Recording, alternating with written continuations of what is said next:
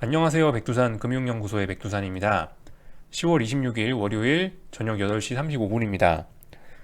자, 오늘은 한국 주식시장에 있어서 조금 의미가 있는 날이죠. 자, 왜 의미가 있다고 이야기하는지는 아마 다들 아실 겁니다. 자, 코스닥 얘기를 할 건데요. 코스닥이 드디어 넥라인을 붕괴시켰습니다. 넥라인의 의미에 관해서는 간단하게만 짚고 넘어가자면 다 아시죠? 여기 뭐 이런 식으로 뭐 이렇게 몇 번 이상 오랫동안 뭐 중요하게 테스트했던 자리 상승하면서 그리고 이거 선 위쪽으로는 어깨와 머리 있는 부분이죠. 그리고 이걸 붕괴시키고 나면 여기부터는 하락 추세의 시작이다, 이렇게 생각을 하실 수가 있겠습니다. 그죠?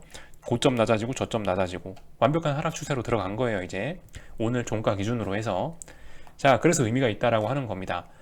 코스닥 지수가 상승 추세가 끝나고 상승이 멈춘 정도가 아니고 하락 추세로 들어갔구나 까지가 이제 오늘의 중요한 의미가 있는 겁니다. 근데 여기서 여러분들이 이제 너무 막 흥분하시고 이러시면 안 되는 게, 어떻게 설명을 드릴까 하다가 이렇게 설명을 드리면 이해가 되겠다 싶어서 이런 걸 갖고 나와 봤습니다.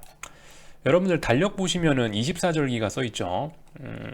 예전에 농사 지으시는 분들은 잘 아실 텐데, 오늘 넥라인 붕괴의 기준은 쉽게 말해서 입동이다, 오늘부터 겨울이다, 이 정도의 의미가 있을 거예요. 입동이다.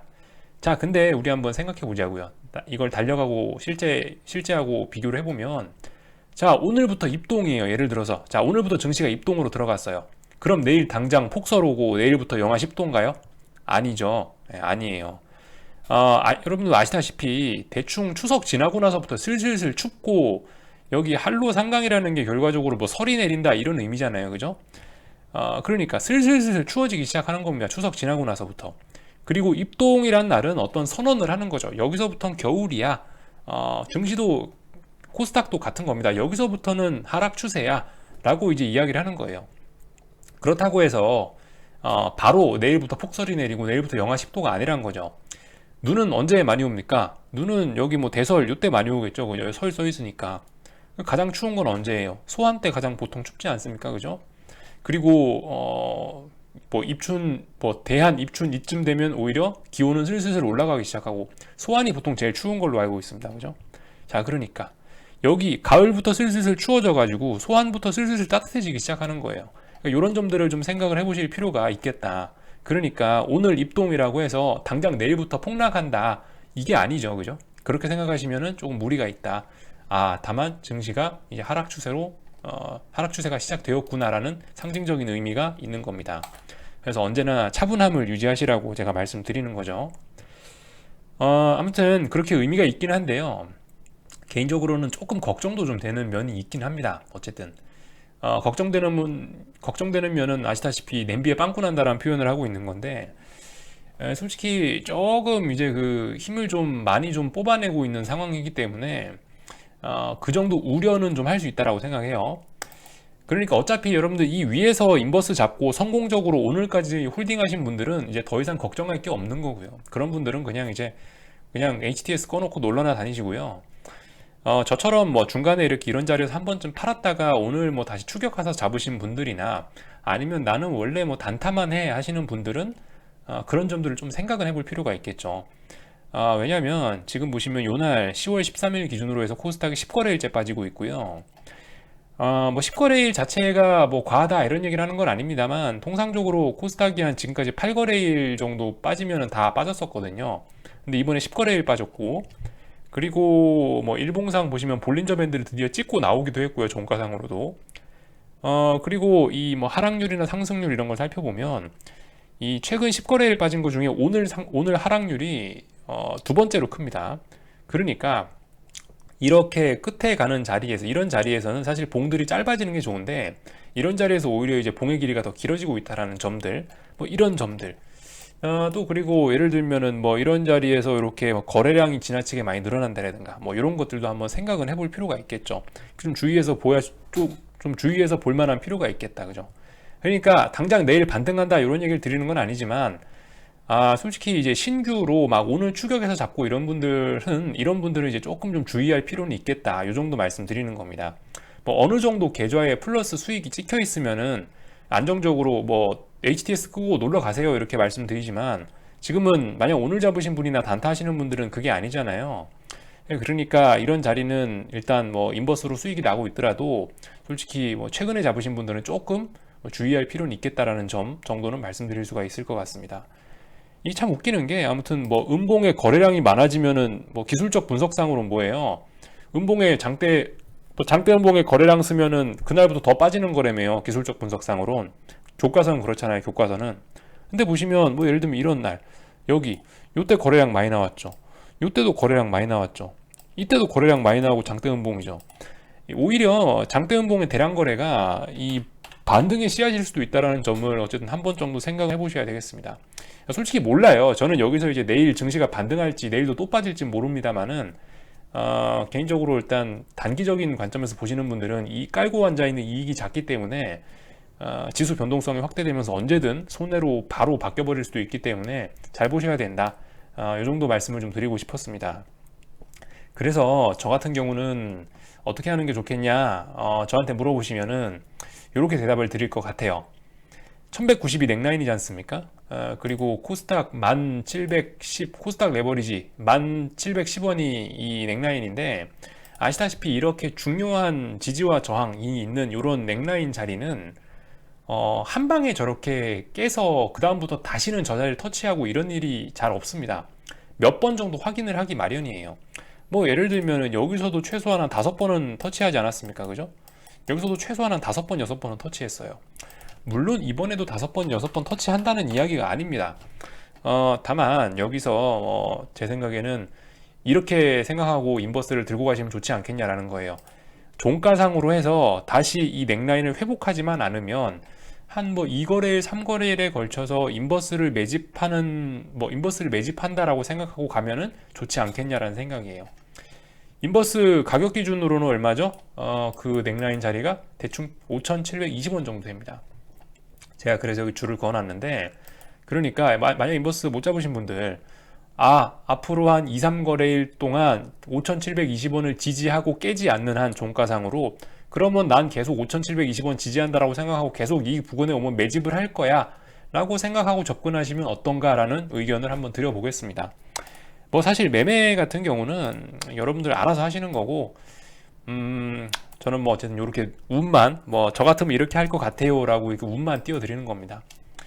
아무튼 저는 오늘 그 여러분들께 아침 영상 유튜브에 다 올려놓고 그리고 나서도 이제 따라갔는데 그래도 수익이 하여튼 많이 깔려 있더라고요. 하여튼 정말 참 재밌는 시장입니다. 이렇게 되어 있고요.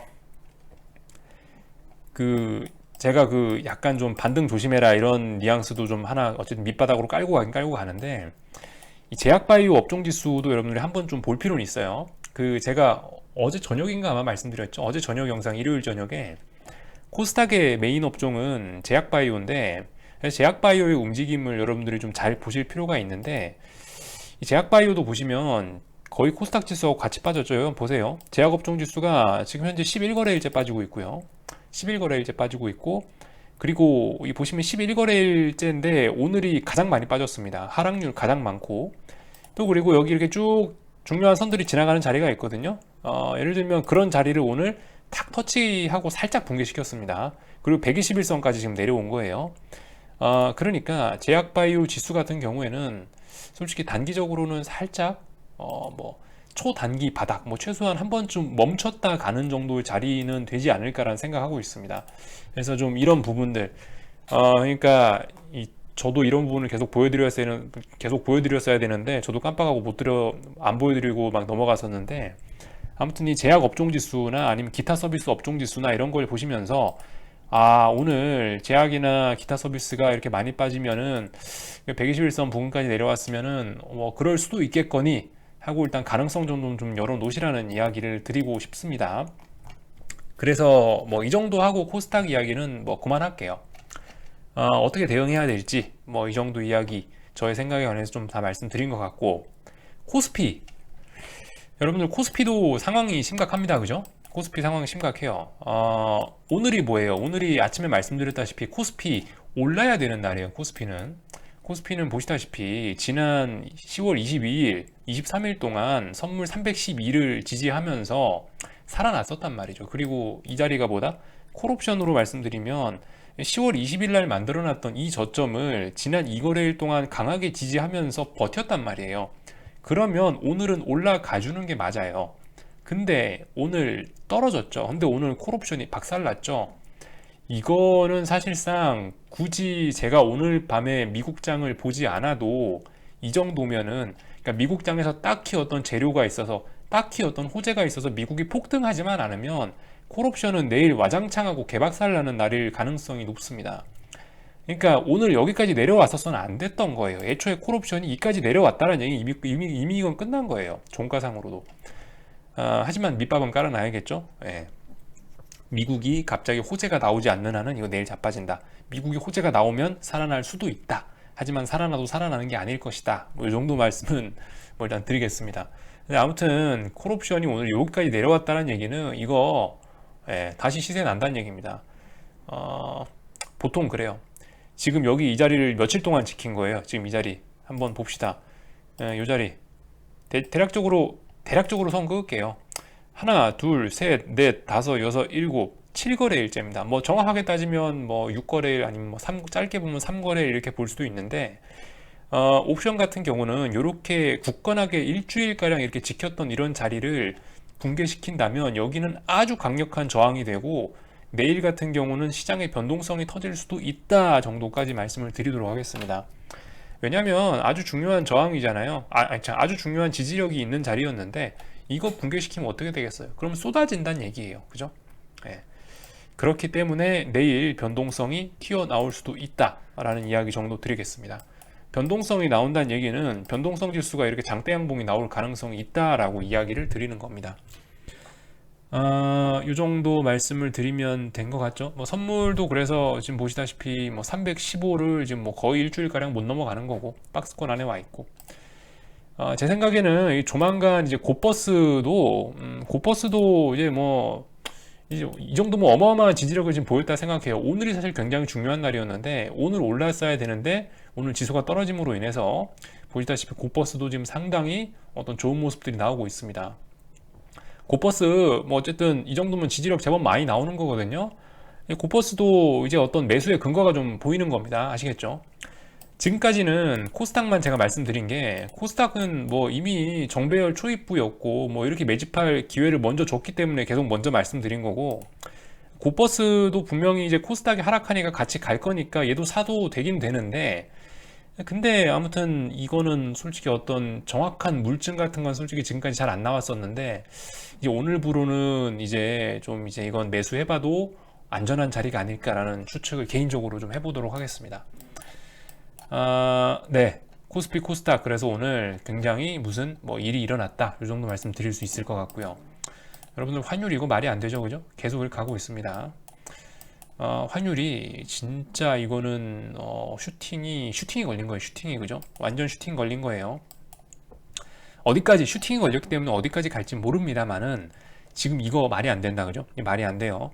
환율이 이렇게 떨어짐에도 불구하고 주식시장이 개박살 나고 있고 상승 종목 수가 코스피 100종목, 코스닥 140 종목밖에 안 되고, 이런 현상이 지금 이게 모든 것이 지금 말이 안 되는 겁니다. 이게 설명이 안 돼요. 일반적인 우리가 알고 있는 증시 상식으로는 설명이 안 되는 겁니다.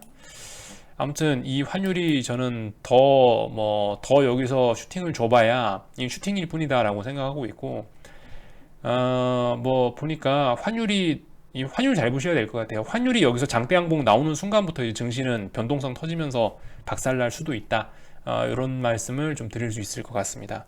진짜 조심해야 되는 거예요. 이제 진짜 시장 분위기가 지금까지는 그래도 좀 따뜻한 바람이 좀 있었다면은, 코스닥은 오늘 입동으로 들어갔지 않습니까? 막상 입동 딱 들어가면 분위기 갑자기 급속히 싸해질 수도 있거든요. 그래서 인버스 오래 기다려 오신 분들께는 어떤 훈풍이 부는 때가 될 거고, 계속 지금까지 어떤 그죠? 뭐 최근에 주식시장에서 막 그 주린이 뭐 이렇게 하면서 뭐 동학개미 한동안 재미 보셨던 분들은 이제 좀 몸을 사릴 때가 되지 않았나, 이런 생각 정도를 해 봅니다. 자, 아무튼 이 정도 코스피 코스닥 이야기를 했고요. 참고로 참 코스닥 같은 경우가 오늘 이렇게 넥라인이 붕괴가 됐는데 이게 좀 이상한 게, 생각을 해봐야 돼요. 코스닥 시장 같은 경우는 아시다시피 여러분들 삼류 시장입니다. 삼류 시장. 1류는 어디예요? 1류는 미국이죠. 2류는 코스피쯤 될 겁니다. 3류가 코스닥이겠죠. 네. 아시다시피 이 코스닥 같은 이런 3류 시장, 코스닥한테 미안하지만 이런 3류 시장 같은 경우는 보통 이제 우량한 친구들이 먼저 상승을 하면은 뒤늦게 불이 붙기 시작해서 늦게까지 타오르다가 우량한 친구들이 좀 사그라질 때까지도 코스닥은 강하게 타오르는 경향이 있거든요. 이런 3류 친구들은 마지막까지 강하게 타오르다가 꺾일 때 가장 먼저 꺾이는 특징들이 있는데 오늘 아시다시피 이렇게 지금 뭐 나스닥, S&P, 코스피 뭐 그 전 세계에 있는 어떤 지수들 중에서 지금 가장 약하게 넥라인을 이렇게 장대음봉으로 몸통으로 이렇게 아주 그냥 그 힘을 뽐내듯이 붕괴시킨 거는 코스닥밖에 없어요. 그래서 이게 약간 어떤 의미가 있는 것이 아닌가. 코스닥 지수가 오늘 넥라인을 붕괴시킨 게 어떤 전 세계 금융시장의 어떤 뭐 카나리아 같은 역할을 하는 것이 아닌가라는 생각을 개인적으로 좀 해보고 있습니다.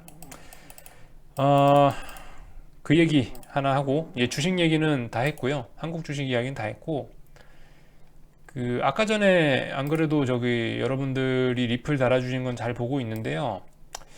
아무튼 요즘에 제가 이제 좀 의아한 건 계속 이거예요. 이거 하나만 말씀드리고 미국 주식으로 넘어갈게요. 분명히 요즘에 환율이 강세란 말이에요. 환율이 강세. 환율이 이렇게 강세란 얘기는 누군가가 자꾸 원화를 산다는 얘기거든요. 원화를 산다는 얘기인데, 근데 웃기는 게 지금 주식도 안 오르죠. 그리고 이게 채권이에요. 이게 한국 10년물 채권금리인데, 한국 10년물 국채금리인데, 보시면은 8월 초부터 해가지고 계속 상승세, 금리가 올라가고 있어요. 금리가 올라가고 있다는 얘기는 누군가 한국 채권을 갖다 버리고 있다는 얘기죠. 누군가 팔고 있다는 얘기인데, 웃겨요. 원래 그러니까 이게 이렇게 원화가 강하면은 뭐 여기 금리가 떨어지든가 아니면 주식시장이 폭등하든가 뭔가 어떤 그런 사인이 나타나는데 이번엔 도무지 그런 거조차도 없다라는 겁니다. 물론 그 아까 저기 어떤 분이 그걸 남겨주셔서 저도 봤어요. 그 금융투자협회 채권정보센터에 들어가면은 이거를 볼 수 있다고 저도 봤어요. 여기 보시면은 여기서 뭐 투자자별 거래 현황에서 외국인이 얼마를 사고 뭐 이런 걸 볼 수가 있는데 아무튼 제가 여기 있는 수치를 확인했었음에도 불구하고 웃겨요. 외국인은 어쨌든 이 금리가 계속 떨어지고 있는데도 한국 금리가 계속 올라가고 있는데도 외국인은 채권 매수로 나오더라고요. 외국인이 매수하면 채권 금리가 보통 떨어지지 않겠습니까? 그죠? 채권을 매수해주면 하여튼 이것도 웃기는 거예요. 그러니까 도무지 요즘 금융시장이 어떻게 꼬여있나 모르겠는데 아무튼 이게 상식적으로 설명이 안 되는 일들이 요즘 너무 많이 일어나고 있어서 여러분들도 한번 뭐 나름 머리를 굴려서 왜 이럴까 한번 같이 탐구해 보시면 좋겠다 싶어서 이런 말씀 드리는 겁니다. 이상한 점들 몇 가지 지금 여러분들께 알려드리는 거예요. 원화가 강세인데 원화 표기 자산들이 안 올라요. 그죠? 부동산은 못 살 거고 부동산은 뭐 아시다시피 이게 유동성이 아무튼 그래서 보통 이제 원화가 강세가 나오면 채권 금리가 많이 떨어지거나 아니면은 뭐 그 주식 시장이 많이 오르거나 이렇게 되는데 둘 다 이도저도 아니란 말이죠. 과연 이게 어떻게 되는 걸까 하는 의문점이 있어서 여러분들도 한번 생각해 보십사 하고 말씀드렸고요. 미국 시장 이야기 좀 해보도록 하겠습니다. 미국 시장 그 어떤 분이 분석해 달라는 분이 계셔가지고 저도 좀 잠깐 분석을 해봤는데요. 잠시만요. 여기 있구나. 미국 시장 시가총액 분석을 좀 간단하게 해봤습니다. 미국 시장 시가총액 분석. 그 제가 일요일 날 한국 시장 시가총액 분석해 드렸죠. 이번엔 미국 시장입니다. 미국은 제가 HTS가 이건 한국 HTS잖아요. 한국 HTS라서 미국은 어떻게 분석을 해야 하다가 어떻게 분석할까 하다 investing.com 들어가서 종목을 쫙 긁어와서 이렇게 했습니다. 자, 한번 간단하게 보자고요. 나스닥부터 좀 분석해 보겠습니다. 나스닥 100이에요. 여기 있는 종목들은. 자, 나스닥도 사실 상당히 대형주 위주의 시장입니다. 보시면 애플이 1등이고요. 마이크로소프트가 2등, 아마존 3등, 구글이 4등, 5등, 그리고 페이스북이 6등, 뭐 테슬라가 7등 이 정도 되고 있습니다. 자, 그래서 이렇게 보시면은 애플이 지금 나스닥 전체의 13%예요. 시가총액 비중이. 그리고 상위 한 5종목, 6종목 정도 합치면은 시가총액의 절반을 넘어갑니다. 여기 보이시죠? 비중 누적이라고 써놨습니다. 여기를 보시면은 확대가 안 되네. 자, 아무튼 여기 보시면은 이 페이스북까지만 합쳐도 나스닥 100의 55%를 차지한다, 시가총액에. 그죠?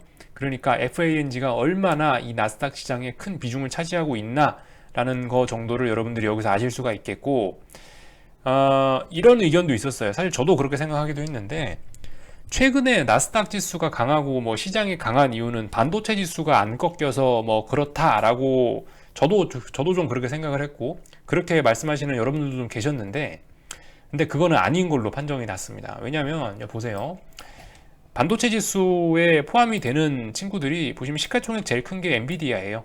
엔비디아, 인텔, ASML, 그리고 퀄컴, 텍사스 인스트루먼트, 그리고 AMD 뭐 이 정도가 나스닥에서 그 반도체 지수에 함께 포함이 되어 있는 친구들인데, 보시면은 반도체 지수에 있는 친구들 다 합쳐도 시가총액이 뭐 애플 반 정도밖에 안 됩니다. 예.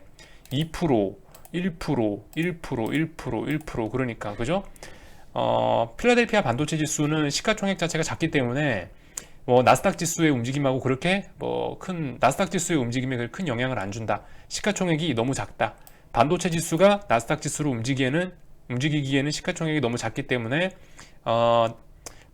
나스닥 지수, 그 반도체 지수가 나스닥 지수에 미치는 영향은 극히 제한적이다. 이 정도로 해석하시면 될 것 같습니다. S&P 쪽 볼게요. 나스닥 이야기는 했고, S&P 쪽을 보시면 뭐 그렇게 큰 차이는 안 납니다. S&P도 왜냐면 FANG가 위에 상위 대여섯 종목을 다 먹어버렸기 때문에. 자, S&P에서는 애플의 비중이 6%밖에 안 돼요. 워낙 시장 자체가 크기 때문에 500 종목 중에 한 종목이기 때문에 나스닥 시장에서 애플의 비중이 13%였다면 시가총액 비중이, S&P 시장에서는 보시면은 애플의 비중이 6%로 많이 줄어듭니다. 어쨌든 근데 이것도 굉장히 큰 거죠. 그래서 지금 S&P 500에서 이 FANG가 차지하는 비중을 누적해 보면 26%가 됩니다. 26%. FANG가 현재 차지하고 있는 비중 26%가 되고요. 이 밑에서부터는 이제 뭐 금융주, 유통주, 뭐 하여튼 뭐 다양한 우리가 아는 회사들 이름이 쭉 나오게 됩니다. 금융주들도 S&P 500을 움직이는 데 있어서 좀 제법 큰 역할을 하고 있긴 합니다. 몇 프로인지 제가 구체적으로 이렇게 살펴보진 않았지만 여기 FI라고 써놓은 게 제가 금융주다라고 생각해서 이렇게 표시를 해놓은 종목들인데, 사실 그 어쨌든 S&P 500에서 차지하는 FANG의 비중이 어쨌든 절대적이긴 합니다. 삼성전자가 한국 시장에서 22%잖아요. 시가총액이 코스피에서. 근데 보시면 S&P에서 FANG가 차지하는 비중이 26%이기 때문에 이거는 굉장히 절대적인 거죠. 그죠? 22%짜리 삼성전자가 코스피에 미치는 영향을 여러분들 다 아시지 않습니까? 근데 미국 시장 S&P에서 FANG가 차지하는 비중이 26%나 되기 때문에 이거는 그죠? 사실상 FANG가 S&P를 끌고 간다. 뭐 이런 식으로 이해를 하셔도 그렇게 큰 문제는 없겠다. 이 정도 말씀드릴 수 있겠고요. 아무튼 그래도 미국이 크긴 큽니다. S&P 500에서 애플이 차지하는 비중이 6%밖에 안 돼요. 그래도 참 대단한 미국이긴 합니다. 아무튼 그래서 이런 식으로 좀 시가총액 분석을 해봤고요. 여러분들도 한 번씩 해보세요. 이걸 뭐 제가 굳이 해봐야 뭐 이거 하는 거 되게 쉬우니까 여러분들도 엑셀에다 불러놓고 비중 계산해서 지수에 영향을 미치는 게 뭐구나, 이렇게 여러분들이 파악을 하시면 괜찮을 것 같습니다. 자, 그래서 아무튼 오늘 밤 얘기. 솔직히 왠진 모르겠는데 일단 미국 시장이 둘 다 개파락 출발했습니다. 선물이요. 둘 다 개파락 출발했고요.